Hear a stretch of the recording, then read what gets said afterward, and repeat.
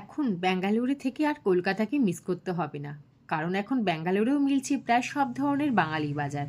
তাই মনটা যেন একটু বেশি করেই নিজের শহরের কাছাকাছি। নমস্কার, আমি মিত্রা। চলে আসলাম নতুন একটা ছোট্ট ব্লগ নিয়ে। আমার না খুব কচু খেতে ইচ্ছা করছিল, মাছ না, মাছ প্রায় এখন সব জায়গায় পাওয়া যায় ব্যাঙ্গালোরের। কিন্তু আমার এই কচু বা কচুর শাক বা লতি খেতে ইচ্ছা করছিল প্রচণ্ড পরিমাণে। তাই আর দেরি না করে এই রবিবার চলে গেছিলাম হল মার্কেটে।